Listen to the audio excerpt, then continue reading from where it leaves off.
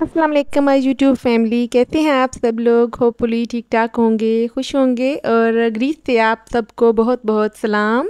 और इसके साथ ही मैं आपके साथ शेयर कर रही हूँ मिनी पिज़्ज़ाज़ की रेसिपी। और उसके साथ साथ बनाऊँगी आज मैं शावरमा ब्रेड। और इसके साथ ही जो है होममेड शावरमा हम किस तरह से बनाते हैं यहाँ पे। और ये टू कंट्रीज़ का एक्चुअली मिक्सचर है कि हम इधर जो सवलाकी लेते हैं ग्रीस में जो शावरमा मिलता है तो वो थोड़ा डिफरेंट फॉर्म का होता है। और पाकिस्तानी शवरमा तो शायद खाए हुए भी 6-7 साल हो गए हैं, तो इतना मेरे ध्यान में वो इतना उसकी जो यादें कम कम रह गई हैं। तो इसीलिए आप इसको मिक्सचर कह सकते हैं। दो कंट्रीज़ का फ्यूजन डिश है एक किस्म की।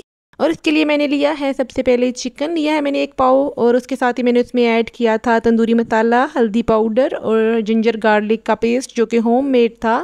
और मैं वैसे भी प्रेफर करती हूँ कि होममेड चीज़ें ही खाई जाएँ, फ्रेश चीज़ें खाई जाएँ और घर में बना के खाई जाएँ। और स्टार्ट में मैंने इसमें जो है रेड चिलीज़ ऐड की थी, जिनको मैंने जो है मिस्टेकनली जो है मैंने तंदूरी मसाला कह दिया था। और तंदूरी मसाला मैंने अभी ऐड किया था इसमें। और मैंने 2 टीस्पून ऐड किया था तंदूरी मसाला और थोड़ा सा जो है फूड कलर ऐड किया था, येलो फूड कलर। इससे ज़रा चिकन का कलर बहुत अच्छा सा आ जाएगा। और इसके साथ ही मैंने इसमें ऐड किया था सफ़ेद सिरका। और सिरका मैंने जो है 2 टीस्पून डाला था इसमें। जो क्वांटिटीज़ हैं आप अपने हिसाब से डाल सकते हैं, स्पाइसेस आप अपने लिहाज से मैनेज कर सकते हैं अगर आप कम या ज़्यादा खाते हैं। और लास्ट में मैंने डाला था ऑलिव ऑयल इसमें। और ऑयल डालने से ये हो जाता है कि आपका काम यहीं पे ख़त्म हो जाता है। जस्ट आपने मैरिनेट करके रख देना है और उसको जस्ट कुक करना है और आपकी जो है शवरमा के लिए जो चिकन है वो रेडी हो जाएगी। या पिज़्ज़ाज़ के ऊपर आप टॉपिंग कर सकते हैं इस चिकन की। अच्छा, मैं आपको ये भी बताती हूँ कि मैंने जो है स्पाइस लेवल जो है बहुत ज़्यादा आप देख रहे होंगे कि मैंने चिकन में ऐड किया है। तो क्यों किया है इसके पीछे रीज़न ये है कि मैंने किसी भी चीज़ में जो है स्पाइसेस ऐड नहीं करने हैं आगे फर्दर जाके। बस जो चिकन में मसाले यूज़ हुए हैं वही आपके मुंह में टेस्ट आएगा। और बहुत ज़्यादा लदे हुए शावरमे चिकन से लदे हुए नहीं होते हैं हमारे यहाँ। और ना ही पिज़्ज़ाज़ में बहुत ज़्यादा चिकन यूज़ होता है। कहीं कहीं आपको चिकन जब आएगा मुंह में टेस्ट तो वो स्पाइस लेवल वही होगा, अदरवाइज़ जो है बिल्कुल प्लेन टेस्ट होता है यहाँ पे चीज़ों का। स्पाइसेस ना होने के बराबर होते हैं यहाँ की चीज़ों में। और दूसरी तरफ जो है मैं आटा गूंद रही थी जो है शवरमा ब्रेड के लिए और पिज़्ज़ा की बेस के लिए। तो इसके लिए मैंने 500 ग्राम मैदा लिया था, इसमें 1 टेबल स्पून चीनी डाली थी, 1 टीस्पून नमक था और 10 ग्राम जो है ईस्ट था। बस इतनी सी चीज़ें डलेंगी और आपकी जो है आटा रेडी हो जाएगा पीटा ब्रेड के लिए। और इसके साथ ही पिज़्ज़ा की बेस के लिए मैं एक ही आटे को जो 2 टाइप्स ऑफ ब्रेड्स बनाने में यूज़ कर लेती हूँ। और जो चीज़ मुझे यहाँ पे सबसे ज़्यादा अच्छी लगी ग्रीस में वो यहाँ की छुट्टियाँ हैं। जो छुट्टियाँ बच्चे गुजारते हैं बहुत ज़्यादा फ्रीडम से गुजारते हैं, बहुत इंजॉय करके गुजारते हैं, बिल्कुल भी बर्डन उनके ऊपर नहीं होता है। और इनफैक्ट वो ज़्यादा नई चीज़ें सीख भी सकते हैं छुट्टियों में। और जबकि हमें छुट्टियाँ होती थी तो हमें इतना ज़्यादा काम मिल जाता था छुट्टियों का। और गर्मियों की छुट्टियाँ कम और काम की छुट्टियाँ ज़्यादा नज़र आती थी। और हम जो है होमवर्क वगैरह लिखवाया करते थे अपने बहन भाइयों से और ख़ुद भी लिख के देते थे अपने बहन भाइयों को या कज़न्स वगैरह को। जबकि यहाँ पे ऐसा बिल्कुल भी नहीं है। यहाँ पे तालीमी साल चूँकि सितंबर में स्टार्ट होता है और नई क्लास सितंबर में स्टार्ट होती है, तो इसीलिए इतना ज़्यादा प्रेशर बच्चों पे नहीं होता है। और ना ही ये लोग जो है प्रेशर डालना चाहते हैं बच्चों पे। ये बच्चों को बहुत ज़्यादा फ्रीडम दे देते हैं इस लिहाज से ताकि उनकी ग्रोथ जो है वो मुतासर ना हो। और एक लिहाज से ये बच्चों के लिए अच्छा भी है। और वाकई में बच्चे जो है नई नई चीज़ें सीखते भी हैं छुट्टियों में और बहुत ज़्यादा एक्सप्लोर करते हैं चीज़ों को। मैदे को हमने गूंद के गर्म जगह पे रख दिया था। जब अच्छे से मैदा डेवलप हो जाएगा, आपको नज़र आ जाएगा बहुत फूला फूला सा जो है आटा हो गया है, तो आपने इसमें थोड़ा सा खुश्क मैदा डाल लें अपने हिसाब से जब तक कि आप इसे अच्छे से हैंडल ना कर सके। तो उसको जो है मैंने पोर्शंस कट कर लिए थे पेड़ों के, आपने देखा था। तो मैंने अपने हिसाब से पेड़े बना लिए थे जिस हिसाब से मुझे जो है शावरमा ब्रेड रेडी करनी थी। और उसके साथ ही मैंने इसी के मिनी पिज़्ज़ाज़ भी बना लिए थे। और मिनी पिज़्ज़ाज़ की मैं आपको वजह बताती हूँ कि इतने छोटे पिज़्ज़ा बनाने के पीछे क्या रीज़न है। तो रीज़न ये है जनाब कि जो है बच्चों को यहाँ पे 3 ब्रेक्स होती हैं और हर ब्रेक में बच्चे जो है डिफरेंट चीज़ खाना पसंद करते हैं। बच्चे हैं ज़ाहिर बात है, तो डिफरेंट चीज़ें खाना पसंद करते हैं। तो इसी वजह से मैं जो है इनको मिनीज़ पिज़्ज़ाज़ में रख लिया था कि छोटा सा पिज़्ज़ा होगा तो एक ब्रेक में जो है इजीली बच्चों की भूख जो है मिट जाती है इससे और ज़ाया होने से भी चीज़ें बच जाती हैं। और कहते हैं कि ज़माना जो है बहुत ज़्यादा ईज़ी हो गया है माओं के लिए। मैं कहती हूँ कि जिस हिसाब से ईज़ी हुआ है तो डिफ़िकल्ट भी हो गया है।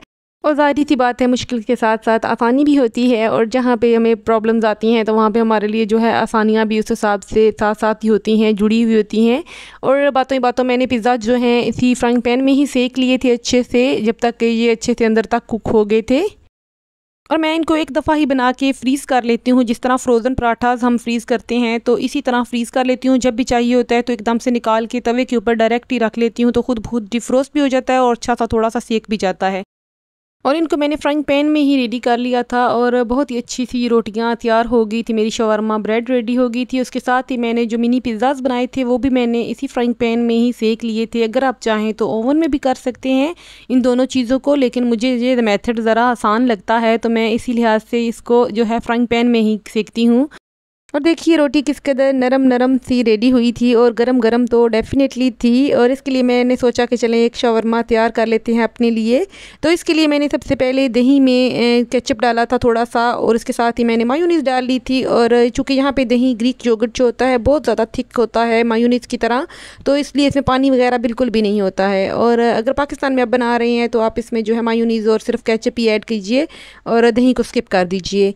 और इसके साथ ही मैं इसके ऊपर डाल रही थी स्वीट चिली सॉस है। ये जो शिमला मिर्ची होती हैं स्वीट होती हैं, जो उसका जो चिली सॉस बनता है यहाँ पे, तो मैंने वो ऐड किया था। ये बहुत ज़्यादा मीठा सा होता है और बहुत अच्छा सा टेस्ट होता है इसका।